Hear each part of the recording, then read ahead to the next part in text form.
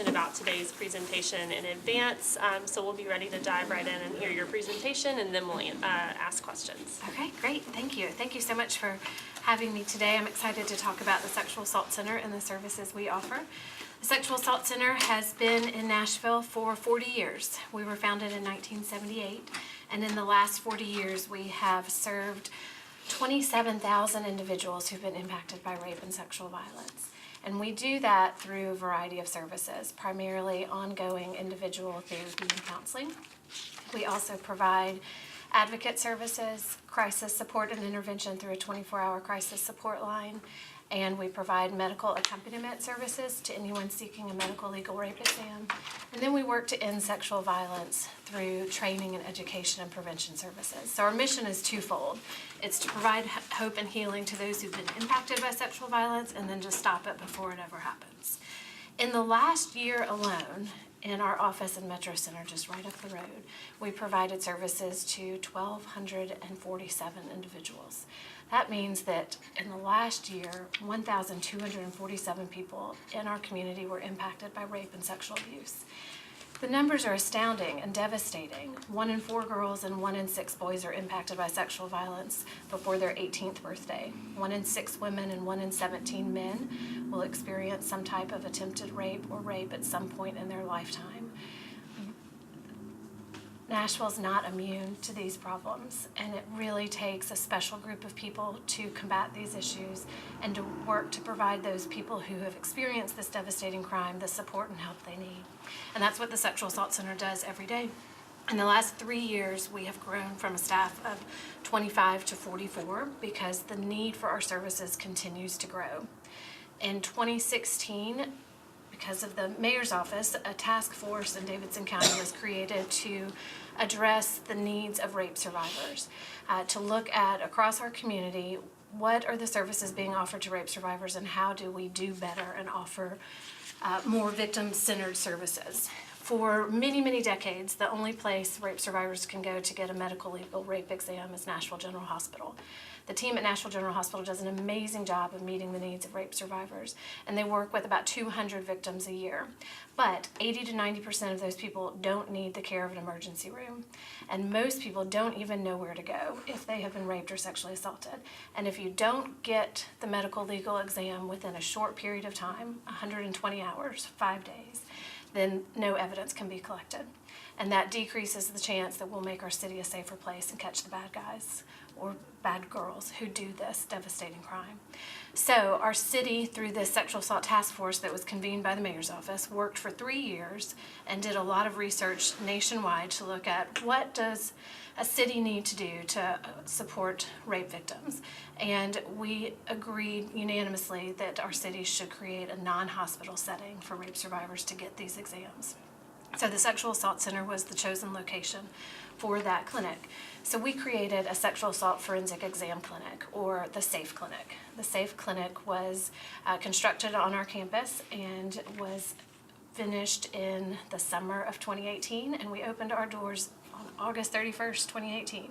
So we've been operating for 6 months. We are partnering with the team at Nashville General Hospital because they hold the expertise to provide the exams. So we provide the space, we provide the advocates, we provide the therapists, but the medical professionals, the nurse practitioners who have the sexual assault nurse examiner certification, they are the ones who come to our site to provide the exams. So the team at Nashville General responds along with the Sexual Assault Center's advocates 24 hours a day, 7 days a week to the SAFE clinic at the Sexual Assault Center. In the last 6 months since we've been open, we've provided 90 exams. So that means in the last 6 months in Nashville, 90 people have experienced rape or sexual assault and have come to the SAFE clinic to get the exam and the follow-up care and services they need to move forward. The exams are still being offered at Nashville General Hospital, and in that same amount of time, 39 exams have been performed at Nashville General Hospital. So the Sexual Assault Center has provided 90, and the Nashville General Hospital has provided 39. Still the same team, but 2 locations. Vanderbilt Hospital is also providing the exams, and that's new as of June 2018, and Skyline Medical Center is about to provide the exams as well. The Sexual Assault Center's advocates go to all of these locations because it's best practice that an advocate be available to support anybody who's experienced this devastating crime, to help them know their rights, to help them navigate the criminal justice system, to help them understand how to file a police report, because it's really important that we help empower people to report when and if they're ready so that we can stop perpetrators from doing this again, because most people don't commit this crime once, they commit it multiple times.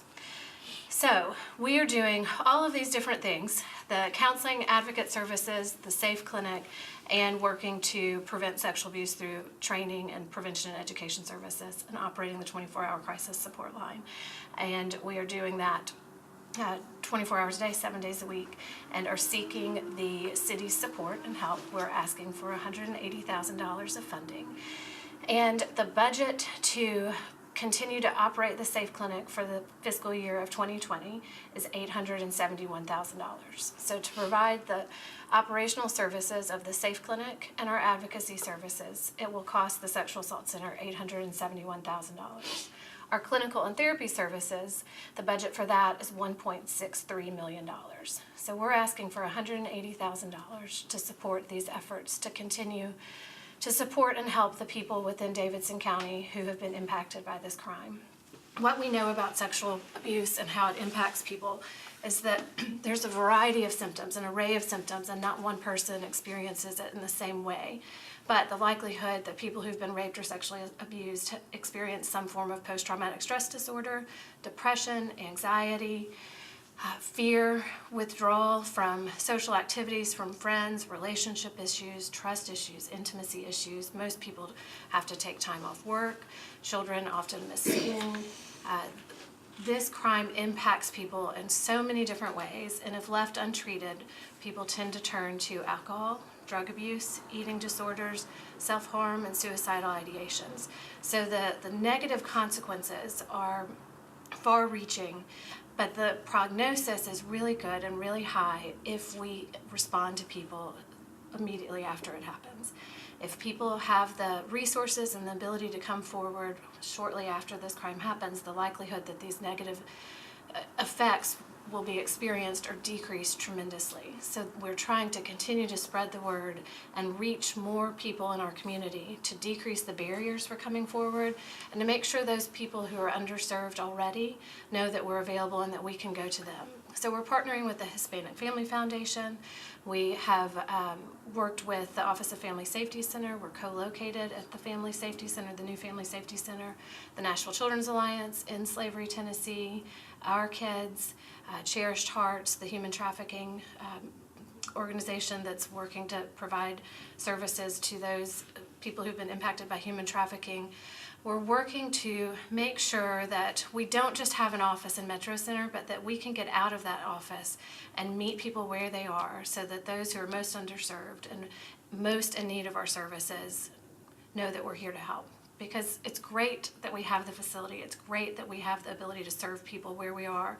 We have a team of 20 therapists and 9 advocates, but we also have to get out of that space and be able to reach people better so that this crime really can decrease, so that people can get the help they need and that we can meet them where they are and not just expect them to come forward to us. So we're partnering with a variety of organizations to make sure that our services continue to be far-reaching. With the funding that we are asking for from the mayor's office, we would be able to support 3 direct service positions. So therapists and advocates who would be able to provide the direct care and services to sexual assault survivors. We would be able to reach 150 sexual assault survivors through these 3 positions. We would be able to provide approximately 200 exams through our SAFE clinic with the partnership with Nashville General Hospital. And then we would continue to measure the effectiveness of the work that we do. Meaning we want to make sure that what we're doing isn't just something that we know is good and needed, but we want to make sure that that we're having the impact on people that we intend to. So we use standardized measures to assess and evaluate the trauma symptoms when somebody comes into our office, and then we measure those every 6 months thereafter. And we provide the services that people need for as long as they need it, not just for a short period of time, but it can be long-term and ongoing, because this crime impacts people for an extended period of time and often impacts the whole family and not just the individual. So we make sure that our services are also available to parents, caregivers, and the support people of the loved ones who are coming into our center. So our goal is that 70% or more of the people we serve will decrease their trauma symptoms, and 70% or more will increase their positive coping skills. And through doing those two things, people have the ability to recover from sexual assault, to heal from the impact that this has had, and they do that through the evidence-based practices and research-based practices that we utilize in our offices. So, increasing the number of people we serve, providing positive outcomes to decrease the trauma symptoms and the negative impact that this will have on people, and increasing the number of people we'll be able to serve through our Safe Clinic. Those are the three core outcomes, the impact that this funding would enable us to do at the Sexual Assault Center, and then continue to operate the 24-hour crisis line and everything else that we do to make sure that these services are available to the community. Take a breath and stop now. So I'm going to ask you the question about sustainability. Yes. I mean, is it your assumption that if Metro were to make this commitment, that it would be an ongoing operating need for your organization? Or you would go out and fundraise? Or tell me what your thoughts are. Yes. So we have a very diversified funding stream. It's something that we implemented many years ago because we don't want to be reliant on one funding source or one grantor, one funder, because that's not sustainable. Mm-hmm. So it's fascinating. I've been in this role for almost a year and a half. I'm the CEO of the Sexual Assault Center, but I've been at the center for 17 years. And the vast majority of our funding comes from grants. We get most of our grants from the Office of Criminal Justice Programs. It's a state organization that receives federal funds. But we get a large portion of our funding from private foundations and private donors. So about 54% of our funding comes from grants. About 36% comes from private support and foundations, and then a small percentage comes from earned revenue. And we're looking to grow the earned revenue, and I've left something else off. The foundations, grants, and private support, and then the earned revenue. So those are the four chunks.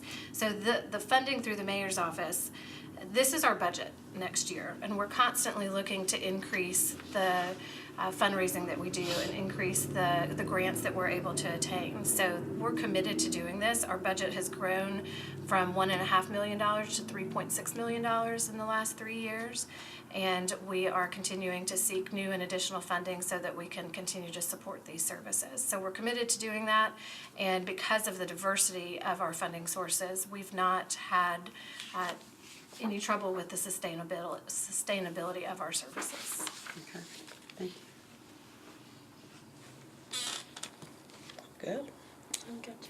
Okay, thank you very much. Okay. Okay. Thank you so much. Thank you so Thanks for much. the opportunity. I really appreciate it.